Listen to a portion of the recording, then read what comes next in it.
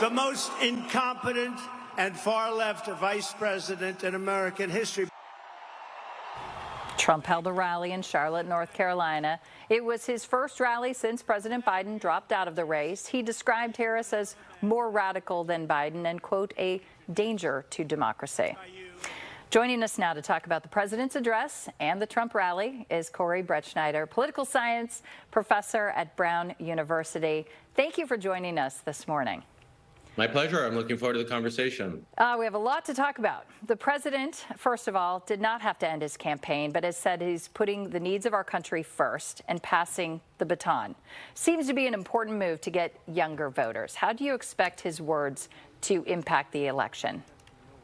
I think certainly he has energized young voters, and that's, I think, part of the strategic decision to step down. But it's so much more than that. And I think it's really a profound moment in American history because it sends the message that the office is not for the person. It's not dictatorship. It's not selfish. It's not to be a dictator on day one, as Donald Trump has claimed. The idea is the office is in service of the nation and in service of an idea of the rule of law, of the Constitution. So to my mind, it is a historic moment in that stepping down symbolizes the idea that the office is bigger than the president. That's a message that's not just going to resonate with younger voters, but with traditional Republicans and others who really are looking to restore the idea of America's Constitution as a democratic one.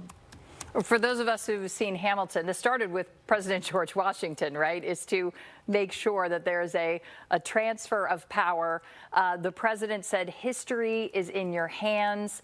Do you think minority voters and women voters who are typically vote Republican will now vote for Kamala Harris to finally break this barrier and make history?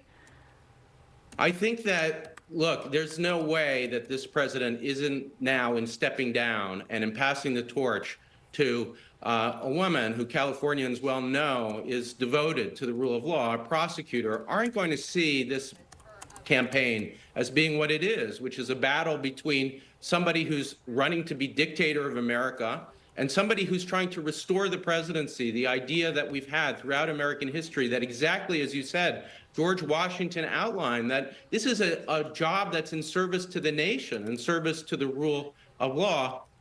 President Washington, the second inaugural, the shortest ever given, said, look, I just took the oath of office. If I violate it, upbraid me, criticize me, subject me to constitutional punishment. Could we imagine Donald Trump saying anything that modest? I think that what Vice President Harris brings to this ticket is the restoration of the idea that this is an office in the service of law and in the service of democracy that will definitely appeal across partisan lines. It's not a normal election. It's not Republicans and Democrats in the way that we've thought about it before. It's a battle for the idea not just of democracy, but the notion that we're a nation of laws. Let's talk about Donald Trump's speech, as you mentioned, and his launch of attacks against Kamala Harris. First, her name.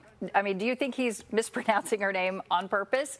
And does he need to be careful in his comments about her because she is a woman, she's black, she's Asian? Could he turn some of those of his supporters away if he's too critical of her and attacking her?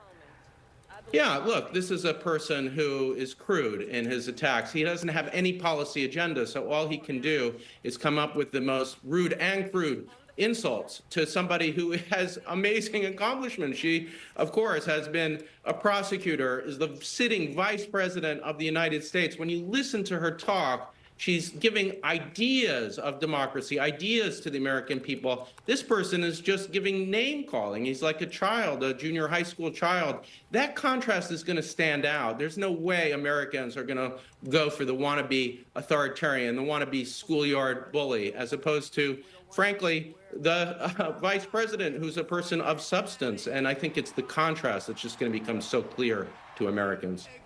All right. Thank you very much for your very candid assessment of all of this. Corey Brettschneider, political science professor at Brown University. Thank you for joining us.